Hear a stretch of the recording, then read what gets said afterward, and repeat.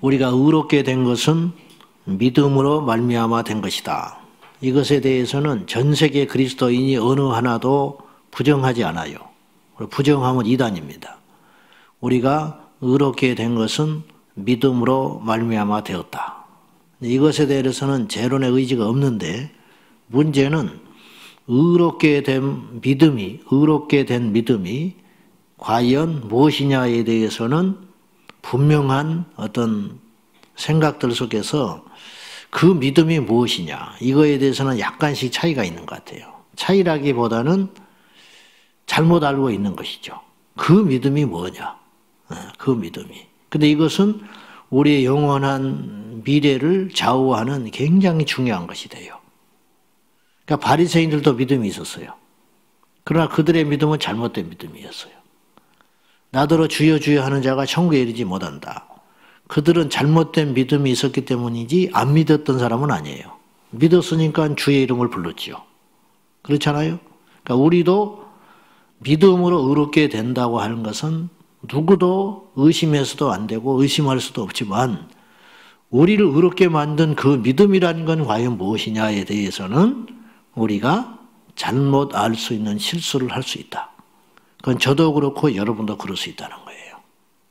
그래서 우리가 항상 평생 힘쓰고 두려워해야 할 일은 뭐냐면, 내 믿음이 제대로 된 믿음인가. 그리고 제대로 된 믿음으로 시작했다가도 갈라디아 교회처럼 마지막에는 육으로 끝나는 가짜 믿음이 될 수는 있다. 이걸 염두에 두어야 된다는 거예요. 5장 1절은 우리에게 이렇게 이야기합니다. 자, 봅시다. 시작. 그러므로 우리가 믿음으로 의롭다 하심을 받았으니 우리 주 예수 그리스도로 말미암아 하나님과 화평을 누리자. 그러므로 4장을 받는 거예요. 4장에 어떤 말로 결론을 맺었느냐. 그것은 뭐냐면 4장 25절에 보면 이렇게 끝나요. 예수는 우리가 범죄한 것 때문에 내줌이 되고 또한 우리를 의롭다 하시기 위하여 살아나셨느니라. 무슨 말이냐? 예수 그리스도께서만이 우리를 의롭게 해 주셨다. 그래서 그분을 믿음으로 우리가 의롭게 되었으니 이제 우리는 무엇을 해야 되냐? 우리 주 예수 그리스도로 말미암아 하나님과 화평을 누리자. 이제 그런 말이에요. 예수님으로 말미암아, 예수님 때문에 우리가 의롭게 됐기 때문에 하나님이 우리에 대하여 예전처럼 죄인의 모습처럼 진노하게 대하지 않으신다. 그래서 우리는 이제 주님과 화평한 관계가 되었으니 그것을 누릴 수 있어야 한다. 이제 이런 말인데, 자, 손양원 목사님이 두 아들을 잃었습니다.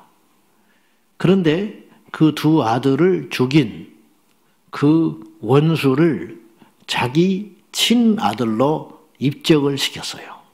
그건 쇼가 아니에요. 그건 목사니까 뭘 위해서, 그게 아니에요.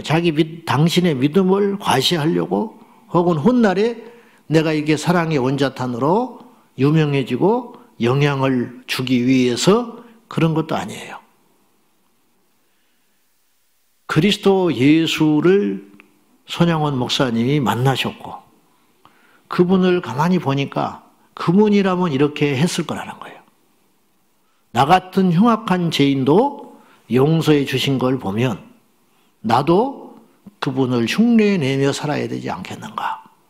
그래서 아들을 죽인 원수를 예수님처럼 용서하실 뿐만 아니라 자기의 아들로 입적을 시킨 거죠.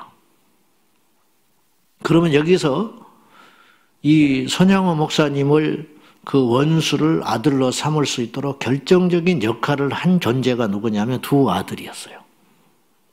그 두 아들 때문에 그 원수를 자기 아들로 삼은 거예요. 그 아들의 희생과 죽음이 그렇게 된 거예요. 마치 그와 같아요. 하나님은 도무지 그분의 속성으로는 우리를 받아들일 수 없어요. 왜냐? 그분은 완전하시고 그분은 거룩하시기 때문이에요. 여러분이 옷만 제대로 좀 갖춰 입고 어디를 가도 이렇게 지저분한데 못 앉는다고요. 본능이에요, 그것은. 내가 목욕하고 깨끗이 씻어 나오는데 저기서 막 더럽혀진 자가 쫓아와가지고 나를 손을 내밀면 손 딱 내밀기가 쉽지 않을 거예요. 그 정도인데 하나님은 흠도 없고 점도 없는 분인데 역겨운 우리 인생을 이해하고 받아들일 수 있겠습니까? 못하는 거죠. 절대 못하세요. 그분의 속성이. 이 부분에 대해서는 할 말은 많지만 일단 그렇게 정리하고, 그런데 그분께서 우리를 자녀 삼으셨다. 그건 왜 그러냐? 무엇 때문에 그랬느냐? 그 아들 예수 그리스도께서 우리를 위해서 죽어주셨기 때문이다. 여러분, 한 사람의 가치는 그 사람이 갖고 있는 능력이나 재능이나 배경도 중요하지만 하나님과 우리 사이에서 우리의 가치는 무엇 때문에 이렇게 급상승한 게 되었느냐, 어떻게 해서 하나님의 아들이라 불리움을 받게 되었는가 하면은 예수 그리스도의 죽으심 때문입니다. 그러니까 우리의 가치가 주님께서 죽으심으로 급상승해 버린 거예요. 그래서 우리가 타고난 능력이 있고 의로워서 하나님께서 우리를 자녀 삼으신 게 아니고 그건 단 0.001%도 없고, 그래서 의인은 없나니 하나도 없다. 그건 성경에 기록된 바이기도 하지만 우리 스스로가 날마다 증명하고 살고 있어요. 우리는 한 사람도 의인이 없어요. 이 지구상에 왔던 수천억의 인구가 있었을 텐데, 지금까지 왔다 가고 뭐 셀 수도 없는 많은 인구가 잠깐 머물다가 다시 갔을 텐데 그 중에 단 한 명도 하나님의 만족에 채워지는 존재는 없었다. 욥이 의로웠다고요? 노아가 의로웠다고요? 그렇지 않아요. 사실은 하나님의 기준에 들지는 않아요. 네. 우리가 봐도 흠이 있었어요. 아브라함도 흠이 있었어요. 우리가 하나님께서 이쁘게 봐준 것이지. 그래서 하나님의 열심히 그들을 쓰신 것뿐이지 그들이 탁월해서 쓰임받은 건 아니다. 우리가 이런 착각을 해서는 안 된다는 거예요. 그래서 한 가지 분명한 것은 우리 어느 누구도 한 사람도 의인이 없다. 그래서 비판하지 말라는 거예요. 정죄하지 말라. 네 눈에 있는 들보는 보지 못하고 남의 눈에 있는 티를 보고 정죄하느냐. 50보 100보다. 50보 100보. 우리가 뭐가 있냐 이 말이에요. 근데 우리는 본능적으로 자꾸만 남을 험담하고 비판하게 되지요. 이것이 곧 뭘 말하는 거냐면 나는 이거밖에 안 됩니다. 나는 역시 죄인입니다. 나는 역시 더러운 존재입니다. 그걸 스스로 광고하고 다니는 것과 똑같아요. 자, 그래서 우리가 단지 의롭게 된 것은 예수 그리스도로 말미암아 된 것이니 이제 우리는 무엇을 해야 되냐? 하나님과 화평을 누리자.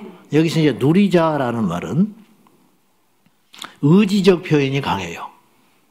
하나님과 화평할 수 없는데 예수님을 믿음으로 말미암아 하나님의 자녀가 됐으니까 이제 내가 부지런히 노력해가지고 하나님과 화평한 관계를 유지해야겠다.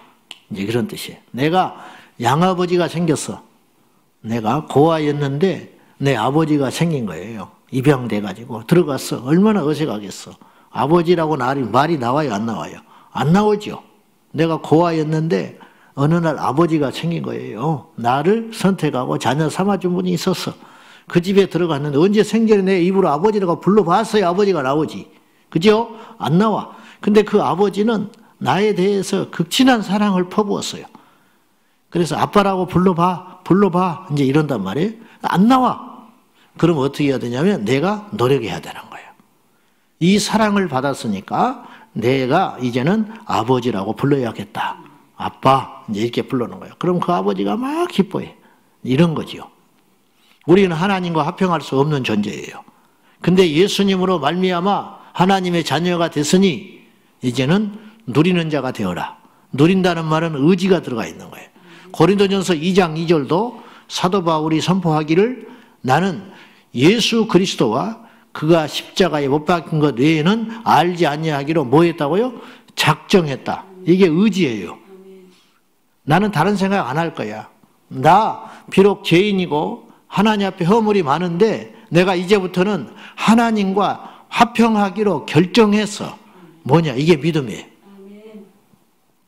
예수님과 그 십자가 외에 다른 것은 알지 않기로 내가 작정했어. 이게 뭐예요? 믿음이에요. 다른 걸 많이 할 수 있어요. 다른 걸 많이 알 수 있어요. 다른 생각이 끊임없이 내 안에 들어와요. 그렇지만 나는 작정했다는 거야. 뭐 하기로? 그것만 알기로. 나는 죄인이고 여전히 많은 문제가 산적해 있고 하나님 앞에서 하나님이 때로는 이해가 되지 않는 부분이 있지만 나는 결심했어. 그분과 잘 지내기로. 나는 그분을 믿기로 결심을 했어. 그래서 나타난 열매가 뭐냐? 화평이다. 이런 말이에요. 그리고 그것뿐만 아니라 무엇을 해야 되느냐? 예수님으로 말미암아 의롭다 함을 얻은 우리는 어떻게 해야 되느냐? 주님 안에서 화평할 뿐만 아니라 그분으로 인하여 즐거워하고 기뻐해야 된다. 이제 이렇게 나오는 거예요. 기뻐하고 즐거워하고 감사하는 거. 이건 믿기 때문에 가능한 일이에요. 그래 안 그래요? 믿기 때문에 즐거워할 수 있어요. 그래서 2절에 하나님의 영광을 바라고 즐거워하느니라. 그랬고 3절부터 4절 읽어봅시다. 자, 다 같이 시작. 다만 이뿐 아니라 우리가 환난 중에도 즐거워하나니 이는 환난은 인내를, 인내는 연단을, 연단은 소망을 이루는 줄 알미로다. 우리가 예수 그리스도로 말미암아 하나님의 자녀가 되어서 의롭게 되었으니 우리는 그분과 함께 화평을 누릴 뿐만 아니라 더 적극적으로 나가서 그분과 즐거워할 뿐만 아니라, 다만 이뿐 아니라 우리는 무엇을 해야 되냐? 환난 중에도 즐거워해야 된다. 즐거운 일이 있을 때 즐거워하는 건 당연한 일이다. 그렇지만 환난이 올 때에도 우리는 즐거워해야 한다. 그 말입니다. 그 이유가 뭐냐? 예수 그리스도께서 나를 위해서 죽어주셨기 때문에. 예수님을 믿어도 오늘 말씀은 뭘 전제할 수 있냐면 환난이 올 수 있다. 예수 믿는다고 해서 어려운 일이 없는 것은 아니다. 사라지는 것은 아니다. 근데 어떤 차이가 있느냐면 예수 그리스도를 믿어 하나님의 자녀가 된 사람에게도 여전히 환난과 시련과 어려움이 올 수는 있는데 그것을 대처하고 바라보는 해석이 달라진다. 이 말이에요. 그게 뭐냐? 환난 중에도 이제는 어떻게 해야 되냐? 즐거워할 뿐만 아니라 환난 중에도 즐거워해야 되는데 그 이유가 뭐냐면 환난은 인내를 낳고 인내는 연단을 가져오며 그 연단을 계속 받다 보면 결국에는 무엇에 이르게 되냐면 소망에 이르기 때문이다. 아멘. 우리는 답을 아는 인생이 됐다는 거예요. 우리가 천국을 믿게 됐잖아요. 우리가 천국에 들어간다는 약속을 보장받았지요. 그래요, 안 그래요? 받았잖아요. 네. 천국에 아직 가지만 않았을 뿐이지 천국에 대한 보장을 받은 사람이에요. 그러니까 이 땅에서 고난과 시련과 지옥 같은 삶이 된다 할지라도 우리가 천국에 대한 소망으로 내게 일어나는 환난과 시련과 고통의 시간들을 견딜 수 있어요, 없어요? 견딜 수 있는 것이다. 그래서 잠깐 고난 중에 우리가 흔들릴 수 있고 시련의 낙담은 잠깐 할 수 있지만 근본적인 것은 흔들리지 않는다. 그런 말이에요. 제가 우리 교우들을 보면 저분은 정말 어렵겠는데 저런 시련 속에서 잘 버티고 계시구나. 너무 다행이고 감사하다. 사람이 볼 때도 그런데 하나님이 볼 때는 어떨까? 나라도 저런 시련은 견디기 어려울 것 같은데 늠름하게 잘 버텨가는구나. 잠깐 주춤거리고 잠깐 낙심해 있더니 다시 제자리로 돌아왔구나. 그러면 안심이 되는 거죠. 하나님은 오죽하겠냐 이 말이에요. 그래서 저보다 더 믿음 좋은 분들이 우리 교회에는 많고 정말로 저는 온실속의 화초처럼 옳은 소리만 턱턱 해대지만은 물론 저에게도 크고 작은 어려움과 말 못할 환난도 있을 수 있지만은 저보다 더 큰 중한 환난, 저보다 더 큰 시련, 이런 일들을 당한 우리 교우들을 보면서 잘 버텨가고 있는 것 자체가 얼마나 감사한 일인가, 그런 생각이 듭니다. 여러분들이 환난 중에도 인내하고 계십니다. 그 인내의 시간이 지나가면 결국은 소망의 천국에 이르게 될 것입니다. 잠깐만 견디십시오. 조금만 참으십시오. 우리가 알거니와, 우리가 다 알아요. 그렇게 될 줄 알고 있어요. 그러니까 낙심하지 말고, 쓰러지지 말고, 예수님 떠나지 말고, 앞으로도 마찬가지. 앞으로도 어떤 일이 우리에게 펼쳐질지는 모르겠지만은 결국 끝까지 붙잡아야 할 것은 뭐냐면 예수 그리스도를 믿는 믿음만큼은 포기하지 말아달라. 이렇게 목사의 한 사람으로 부탁을 드리고 싶습니다. 믿음은 환난을 만나봐야 해요. 우리의 믿음이 진짜냐 가짜냐, 알곡이냐 가라지냐, 바람이 불어봐야 알아요. 추수를 해봐야 이 곡식이 속이 비었는지 알찬 알곡인지 알 수가 있어요. 가을에 바람이 불어봐야 매달린 열매가 썩었는지 진짜 열매인지 그렇게 알 수가 있는 것이에요. 전쟁을 해봐야 그 군인의 실력을 알 수 있고, 어려움에 처해봐야 나의 진정한 친구를 알 수 있고, 교회에 시련이 닥쳐봐야 진정한 충성된 일꾼을 알 수 있고, 목회 어려움이 와야 싹군인지 선한 목자인지 알 수가 있고, 그럴 거 아닙니까? 그렇듯이 우리도 역시 진짜 믿음의 사람인가, 진짜 환난이 올 때 견뎌낼 수 있는가. 저도 말로만 뭐 이렇게 저렇게 이야기를 하는데, 제 아는 분이 어떤 분이 이런 말을 합디다. 난 그걸 참 속으로 뜨끔하고 공감을 했는데,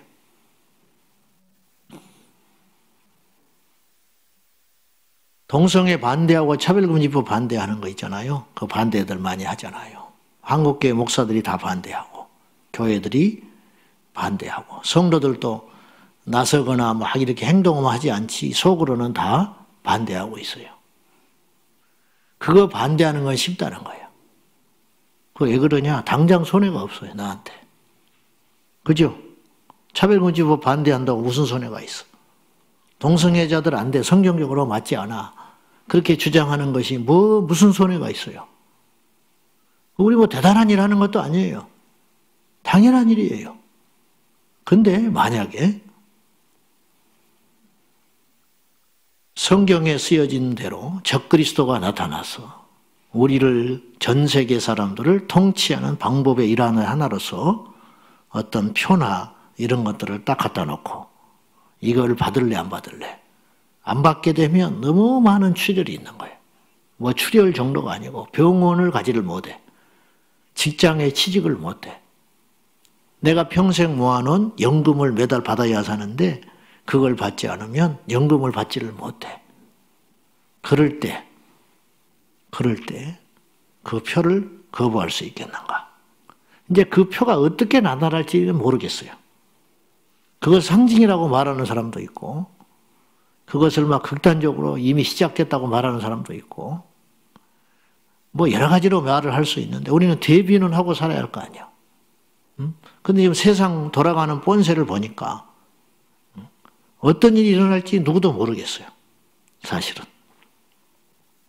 자, 이런 상황에 닥쳤을 때 과연 정말 내가 무서운 것은, 엔도 슈샤쿠라는 일본 작가가 침묵이라는 소설을 썼어요. 읽어보셨습니까? 그 영화도 나오고 했는데 유명한 소설입니다. 그 침묵이라는 소설에 가톨릭 신자가 그 배교하는 이야기가 나와요. 네. 초창기 가톨릭이 제사 문제로 그래가지고 핍박하면서 많은 순교자가 발생을 했는데, 일본 바닷가에 사람을 묶어놓고 이 바닷물이 빠졌다 들어왔다 하잖아요. 그러면서 죽여요. 그때 배신자가 나와. 배신자가. 근데 하나님은 침묵을 해. 그래서 침묵이야. 저렇게 복음을 위하여 믿음을 위해서 신앙을 위해서 죽어가는데 하나님은 그들을 도와주지 않았어요. 근데 배교자가 나왔어요. 그 중에. 그리고 고발을 해. 그래서 다 잡혀요. 이런 거. 이 속에서 과연 하나님은 무엇을 하고 계시는가? 이거에 대한 근본적인 질문을 던지는 소설이 침묵이라는 소설이에요. 하나님은 살아계시는데 왜 나에게 이런 일이 생겨난가? 하나님이 살아계시는데 왜 도와주시지 않는가? 제가 목회를 하면서 수없이 그런 걸 겪었어요. 사실은 교회 안에 기적이 일어나고 어떤 좋은 일이 일어나고 그런 일도 일어납니다. 근데 그런 이야기는 우리가 간증을 하고 소문이 금세나요. 근데 그것만큼 이해할 수 없는 일도 일어나고 있어요. 교회 안에서. 충성스러운 일꾼이 병이 든다든지, 열심히 충성한 일꾼이 경제적으로 더 어려움을 겪는다든지, 이런 일도 생겨요. 근데 그런 이야기는 광고를 할 수 없잖아요. 그것은 교회가 생긴 2000년 동안 계속 교회 안에서 일어났던 일이에요. 과연 이때 우리는 어떻게 해야 되느냐? 다니엘의 세 친구는 불 속에 들어가면서 하나님이 우리를 도와주실 것이다. 그러나 그리 아니하실지라도 우리는 금신상에 절하는 일은 없다. 여러분, 이것이 기적이야. 그 믿음이 기적인 것이지 그 불 속에서 살아남았다는 것이 기적이 아니에요. 여러분, 다니엘의 세 친구가 불 속에서 살아남았잖아요. 이런 경우는 수억 분의 1의 확률입니다. 대부분은 죽었습니다. 스데반도 순교했잖아요. 야고보 칼에 목이 달아나서 죽었습니다. 사도 바울도 죽었습니다. 어째서 안 도와줬을까? 예수님의 제자들 다 마지막에 순교할 때 죽창에 찔려 죽고 높은 데서 던져가지고 땅에 떨어져서 죽고 이런 일이 수없이 일어났어요. 중요한 건 그리고 초대교회 수없는 순교자들이 사자밥이 되고 십자가에서 매달려서 죽고 불에 태워 죽고 사지가 찢겨 죽고 이렇게 죽었어요. 하나님은 왜 안 도와줬을까? 기적이 뭔지 아세요? 그런 중에도 하나님을 향한 믿음을 버리지 않았다는 사람들이 기적의 주인공이라는 거예요. 그거 자체가 기적이라는 거예요. 그래서 믿는 자는 그 안에 증거를 가졌나니. 요한일서에 하나님을 믿는 자는 그 안에 증거가 있다. 그리고 그 믿음은 흔들리지 않는 거.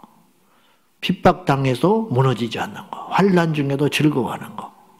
환난 중에도 주님을 더 찾는 거. 질려버리게 하는 거죠. 마귀가. 이것이 기적이라는 거죠. 우리 중에 마지막까지 견딜 사람은 얼마나 될지 모르겠습니다. 우리 이 땅의 목사님들 중에 마지막까지 진리를 외칠 자가 얼마나 있을지 난 모르겠습니다. 우리 성도들 중에 환난이 오고 교회에 시련이 올 때도 마지막까지 충성하며 예배 자리를 지키고 그 자리를 온전히 사수할 사람이 몇 프로나 될지 나는 모르겠습니다. 더 정직하게 표현하면 제 자신도 모르겠습니다. 아, 우리 목사가 저거밖에 안 되는구나. 그런 뜻이 아니고 지금 제 마음 같으면 그리스도 예수를 위해서 전부를 걸고 모든 것을 희생하고 죽을 수 있을 것 같지만 정말 그런 일이 닥칠 때 그럴 수 있을까라고 하는 장담은 저는 베드로처럼 못하겠습니다. 단지 노력할 것입니다. 단지 그분께 기도할 것입니다. 단지 끝까지 하나님 나를 지켜주셔요 라고 기도하는 게 아니고 끝까지 내 믿음을 지켜주세요. 저는 그렇게 기도할 따름입니다. 그것도 하나님이 마지막에 택한 자에게는 힘을 주시겠죠. 여러분 끝까지 견디는 것도 우리의 소신이나 우리의 믿음이 결코 아닙니다. 하나님의 은혜입니다. 하나님의 은혜. 자, 우리 마지막으로 12절 말씀 읽고 마칩시다. 다 같이 시작. 그러므로 한 사람으로 말미암아 죄가 세상에 들어오고 죄로 말미암아 사망이 들어왔나니 이와 같이 모든 사람이 죄를 지었으므로 사망이 모든 사람에게 이르렀느니라.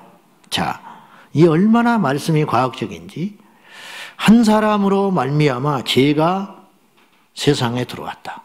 죄가. 그리고 그 죄로 인하여 사망이 들어왔다. 이와 같이 그로 인하여 모든 사람이 죄를 지었다.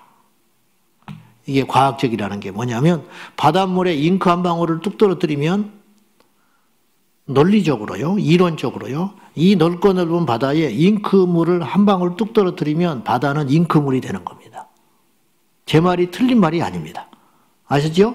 잉크물이 하나만 떨어지면 잉크물이죠. 내가 그렇게 주장할 수 있는 거예요. 잉크가 떨어졌지 않냐. 그러니까 잉크 바다다. 말할 수 있는 거예요. 동의를 안 해주겠지만. 그죠? 그것은 틀린 말이 아니라. 근데 오늘 성경에 죄가 들어왔다고 그랬어요. 아담으로 말미암아 죄가 들어온 거예요. 그러니까 우리는 다 죄의 영향력 아래 있는 거예요. 죄의 영향력 아래. 자기도 모르게 바닷물이 잉크물이 돼버린 거예요. 자기도 모르게. 예, 바다라고 하는 공동 운명체 때문에 잉크물이 돼버린 거예요. 한 방울의 잉크로. 마찬가지로 아담과 우리가 한 영으로 묶여있기 때문에 아담이 범죄하여 그 영이 오염되고 죄인이 된 순간 오는 모든 인류의 영은 더럽혀져서 태어나게 되는 것이다. 이게 원죄라는 거예요.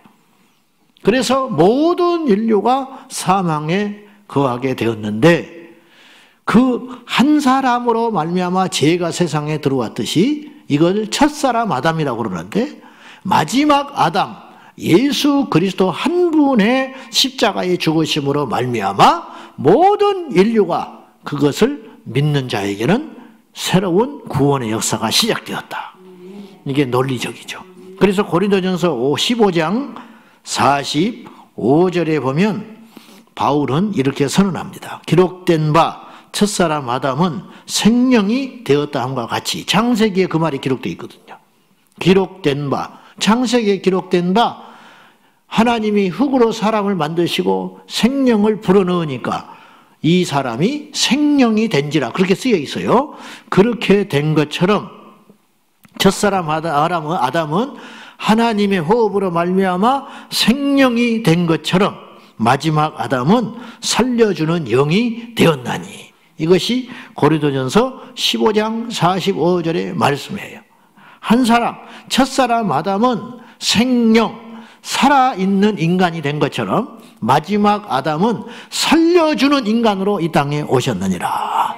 그분으로 말미암아 우리가 사는 자가 되었다. 그런 말이에요. 그러므로 우리는 산 자가 된 거예요. 무엇 때문에? 예수 그리스도 때문에 전제하는 거죠. 그리스도를 믿음으로 우리는 죽을 자에서 산 자가 되었다. 그러므로 우리는 주님과 함께 화평을 누리고 우리는 그러므로 즐거워해야 된다. 다만 이뿐 아니라 즐거워할 뿐만 아니라 환난을 당하여도 환난은 인내를 낳고 인내는 연단을 낳으니 결국은 소망에 이르게 되기 때문에 우리 결론이 소망이에요. 할렐루야. 결론이 좋아요. 결론이 천국이에요. 그러니까 즐거워해야 돼, 안 즐거워해야 돼? 가난해도 즐거워해라. 질병이 찾아와도 즐거워해라. 내 안에 우환과 시련과 환난이 와도 즐거워해라. 그 이유가 뭐냐? 우리는 결국은 천국에 갈 주님의 자녀가 되었기 때문에. 그것이 계속 위협을 받는 거예요. 세상에서. 왜냐? 어려움이 오고 내 뜻대로 안 되니까. 그때 우리를 지탱하는 강력한 힘이 무엇이냐? 믿음이다. 그 믿음으로 버티십시오. 그 믿음으로 절대로 제 가운데로 다시 가지 마시고 그 믿음으로 흔들리거나 요동치지 마시기를 예수님의 이름으로 축원합니다. 그래서 믿음 버리면 누가 손해요? 우리 각자가 손해다. 시험 들 필요도 없다. 상처받을 이유도 없다. 실망할 이유도 없다. 아무개 때문에 내 마음이 상할 이유도 전혀 없다. 그건 그것이고 나는 나다. 그러한 영적 이기심도 때로는 필요해요. 내가 뭐 때문에 내가 넘어지냐? 내가 저 목사의 행실 때문에 왜 내가 금보다 귀한 믿음, 영생을 잃어버릴 이유가 있느냐? 뭐 때문에 내가? 아니 저 장로의 타락함 때문에 내가 왜 시험이 들어야 되냐 이 말이요. 내 믿음이 왜 흔들려야 돼 도대체? 뭐 때문에? 어리석은 거죠. 그럴 필요 없어요. 여러분 철저히 내 영을 위해서는 이기적인 자가 되십시오. 밭에서 보화를 발견한 이 사람이 얼마나 이기적인 사람이에요. 그렇게 하면 안 돼요. 도덕적이지 않아요. 주인을 속였어요. 그래야 안 그래요? 그 밭 주인을 속여버린 거예요. 속이고 싼 값에 샀잖아요. 이게 있을 수 있는 일입니까? 근데 천국이 그것이라는 거예요. 철저히 너의 영혼을 위해서는 이기적이 되어라. 안 넘어진다. 결코 나는 요동하지 않으리. 결코 나는 흔들리지 않으리. 뭐 때문에 내가 그래? 뭐 저 교회 때문에, 저 목사 때문에, 저 사람 때문에, 뭐 나라 때문에 그런 말 할 필요 없어요. 내 믿음은 내가 지킨다. 그런 확고한 믿음으로 일단 살고 봐야 되지 않겠습니까? 욕해도 좋아. 그래 이기적이야. 저는 이기적이에요. 나는 이기적이기 때문에 목사였어요. 계산을 해봤어요. 목사 되는 게 제일 낫겠더라니까. 그래서 나는 목사 된 사람이야. 여러분도 우리 교회 올 때 계산하고 왔잖아. 이 교회 다니는 게 그래도 좀 낫다 이거예요. 그래요. 그거. 많고 많은 신 중에 예수 그리스도가 참 신이야. 그분밖에 없어. 생각해보니까 천국이 있어. 아, 천국이 있어? 이 땅 포기해. 그냥 살아가는 것 뿐이지 버려야 할 때가 온다면 난 버린다. 그런 마음을 가지고 그렇게 살아가세요. 그것이 내 믿음의 근간이에요. 단순하지요. 굉장히 단순하지요. 욕해라. 상관없어. 천국은 가야 되니까. 잊지 마세요. 자, 기도합시다. 아담이 망가뜨린 세상을 예수께서 오셔서 회복시키셨습니다. 그 예수 때문에 우리가 참는 것입니다. 그 예수 때문에 우리가 이 아침에 나온 것입니다. 그 예수 때문에 목회하는 겁니다. 그 예수 때문에 억울한 일을 당해도 견디는 겁니다. 그 예수님 때문에 그 영혼을 사랑하는 겁니다. 그 예수님 때문에 우리가 조롱을 받아도 넘어지지 않습니다. 주여, 예수 그리스도로 말미암아 의롭다함을 얻었으니 그 예수님 붙잡고 마지막까지 승리하는 자가 되게 하여 주십시오. 다 같이 말씀 붙들고 기도합니다. 오늘도 살아계신 하나님 아버지, 그 예수님 때문에 우리가 살게 됐습니다. 그 예수님으로 말미암아 내 영혼이 건지음을 받았습니다. 그 예수님으로 말미암아 죽을 내 영혼이 살게 되었고 지옥에 갈 내 영혼이 천국을 가게 되었습니다. 그래서 주님을 떠날 수 없습니다. 계산해 보았습니다. 숱하게 생각해 보았습니다. 그렇지만 결론은 예수 그리스도였습니다. 결론은 예수님밖에 없었습니다. 참된 신은 예수님밖에 없었고 아무리 생각해 봐도 천국은 존재하니 이 천국을 가기 위하여 나는 어떤 희생도 할 수 있습니다. 하나님이여, 이제 막바지에 왔습니다. 잠시 잠깐이면 우리 인생 마감하고 천국에 가게 될 것입니다. 이 땅을 포기할 수 있습니다. 이 땅을 희생할 수 있습니다. 이 땅에서 밥을 먹고 이 땅에서 직장을 갖고 이 땅에서 우리가 내 마음에 맞지 않는 자들과도 함께 가는 이유는 하나님이 살아계시기 때문입니다. 주여, 우리에게 이 단단한 믿음을 주사 믿음의 반석 위에 세워져서 우리 신앙이 여동치거나 흔들리지 않도록 하시고 오직 예수로 승리해 갈 수 있게 도와 주시옵소서. 믿음의 주여, 온전하게 하신 예수님만 바라보며 우리의 믿음이 결코 흔들리거나 여동치지 않도록 붙잡아 주옵소서. 하나님 아버지, 역겹고 냄새나서 도무지 소망이라고 하는 것은, 의라고 하는 것은 한 점도 찾아볼 수 없는 악한 죄인된 저희들을 그리스도 예수로 말미암아 구원하여 주시고 하나님의 자녀 삼아 주셨으니 어찌 우리가 그 믿음을 버리리요? 어찌 그분을 떠나리요? 하나님 아버지, 우리 자신을 우리가 믿을 수 없나이다. 주여, 마지막 날까지 우리에게 믿음을 더하소서. 어떤 일이 있어도 예수님만큼은 포기하지 않게 하소서. 어떤 시련, 어떤 유혹, 어떠한 태풍이 불어와도 주님을 붙잡고 도무지 납득이 안 되고 이해할 수 없는 엄청난 일과 사건들이 우리 안팎에서 일어난다 할지라도 예수님 붙잡고 마지막까지 천국에 입성하게 하옵소서. 우리 교우들 한 영혼도 세상으로 떠나지 않게 하시고, 한 영혼도 배교하지 않게 하시고, 한 영혼도 버림받지 않도록 성령님 지켜 주옵소서. 주여 우리를 불쌍히 여기소서. 예수님의 이름으로 기도하옵나이다. 아멘. 주여 주여 주여. 살아 역사하신 아버지, 우리가 주를 떠나 어디로 가오리까? 우리가 어찌 믿음을 버릴 수 있사오리까? 주님 우리를 붙잡아 주십시오. 주님 우리를 붙잡아 주십시오. 확고한 믿음에 서게 하소서.